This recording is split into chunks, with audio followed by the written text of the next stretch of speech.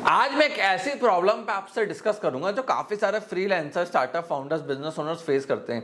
होता क्या है, आप लोग ऑनलाइन जाते हो, किसी वेबसाइट डेवलपर को पैसे दे देते हो, काम स्टार्ट वो करता नहीं है। शुरुआत में सब लंबी चौड़ी बातें करते हैं कि ऐसी वेबसाइट बनाएंगे, वैसी वेबसाइट बनाएंगे, ऐसी एडिटिंग करेंगे वीडियो की, ऐसी ग्राफिक बनाएंगे, आपको मजा आ जाएगा।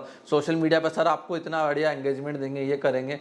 बट अल्टीमेटली आपने पैसे दिए 10, 15, 20 हज़ार, 50 हज़ार रुपये उसको ऑनलाइन, उसके बाद वो बंदा फ़ोन नहीं उठाता है। कर रहे हैं सर, देखते हैं कल परसों देखते हैं। फिर उसके बाद क्या होता है, आजकल लोग ऐप डेवलपमेंट भी करवाते हैं 2-2, 2.5 लाख, 3-3 लाख रुपए में। उसमें भी अगला वाला बोल देता है सर 2 महीने चल रहा है, 2 महीने का बात बोल के 4 महीने लगा देता है। सर कर रहे हैं, आपने ये नहीं दिया, आपने वो नहीं दिया, और आप अल्टीमेटली परेशान हो जाते हो, फ्रस्ट्रेट हो जाते हो, धंधा स्टार्ट नहीं कर पाते हो। तो सबसे पहली चीज़ आपको क्या करना है, आपको पहली चीज़ करनी है एग्रीमेंट। अब एग्रीमेंट करना क्यों जरूरी है? क्योंकि ये लोग क्या होता है, ऑनलाइन बहुत सारे फ्रीलांसर बैठे हुए हैं जो काम डिलीवरी करने में एकदम सुस्त होते हैं, पैसा लेने में पहले होते हैं। तो उनके साथ एग्रीमेंट करो। पहली चीज, एग्रीमेंट के अंदर आपको आना चाहिए स्कोप ऑफ वर्क, फिर आना चाहिए delivery deadline with milestone, with payment milestone. भाई डिलीवरी डेडलाइन क्या, पेमेंट के माइलस्टोन क्या है। फिर अगर प्रोजेक्ट डिले होता है तो क्यों डिले हुआ, किन कारणों से हुआ, वो आपको लिखवाना है। पेनल्टी कितनी होगी, प्लेस ऑफ आर्बिट्रेशन क्या, हमेशा अपनी सिटी का रखवाना। तो ये सारी चीजें क्लियरली मेंशन कराना। काम क्या क्या करना है, लैंडिंग पेज बनाने, एसईओ ओरिएंटेड वेबसाइट करनी है, मोबाइल एप्लीकेशन ऐसी बनेगी, इतने इतने कोडिंग लैंग्वेज के ऊपर बनेगी,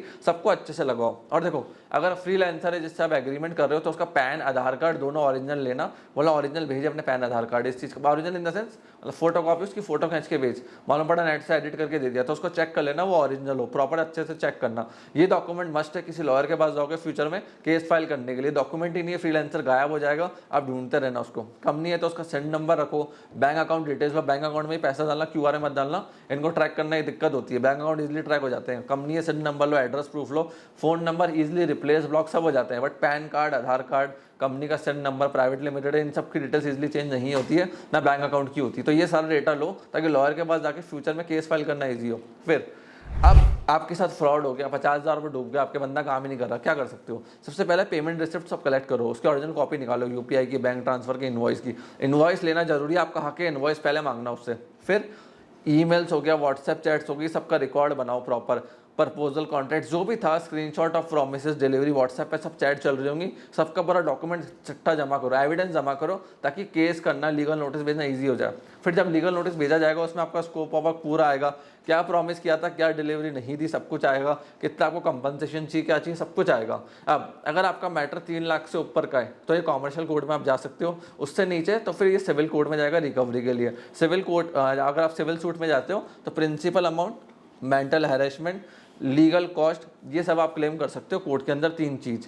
और देखो, अगर आपके साथ बड़ी चीटिंग हुई है, उसने काम ही चालू नहीं करा, बंदा ही चीट था, तो आप थाने पे जाके एक चीटिंग के अंदर इसकी एफआईआर भी कटवा सकते हो और साइबर सेल में इसकी कंप्लेन कर सकते हो। और आप एक चीज़ और कर सकते हो, साइबर एफआईआर तो कर ही देना इस बंदे के खिलाफ, बैंक में ईमेल करना लीन के लिए, सामने वाले बैंक में, कि इसने मेरे साथ फ्रॉड करा है। फिर उसके साथ आप क्या कर सकते हो, साइबर क्राइम पोर्टल की वेबसाइट पर जब रिपोर्ट करने जाओगे, एफआईआर कटवाने जाओगे ऑनलाइन, साथ में ना वहाँ पे एक स्टेटस आता है, रिपोर्ट एंड चेक सस्पेक्ट करके, उसमें एक सस्पेक्ट करके डेटा होगा, सस्पेक्ट उसमें जाना, रिपोजिटरी में उसमें जाना, check suspect mobile, email ID, ये सब, और चेक सस्पेक्ट वेबसाइट ऐप, उस पर अगर आप डेटा डालोगे, पहले इसके खिलाफ साइबर कंप्लेन हो चुकी है तो आपको वहीं मिल जाएगा।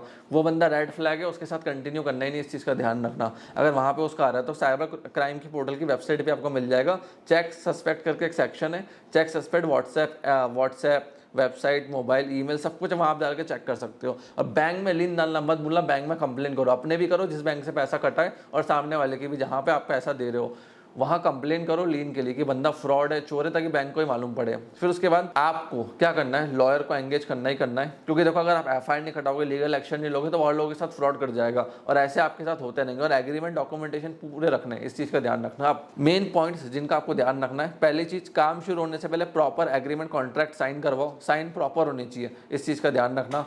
फाइवर, अपवर्क या रेपुटेड एजेंसी है तो इनसे आप थ्रू करवा सकते हो, बट मैं हमेशा सजेस्ट करता हूँ कि फ्रीलांसर पकड़ा तो उससे एग्रीमेंट करवाओ, क्योंकि फाइवर, अपवर्क फिर भी आपको हेल्प आउट करता है, बंदे को पैसे नहीं मिलते जब तक वर्ड डिलीवरी नहीं होता। और हमेशा इनवॉइस और जीएसटी बिल लो, उसके बिना ना कंज्यूमर कोर्ट जा सकते हो ना कुछ हो सकता है।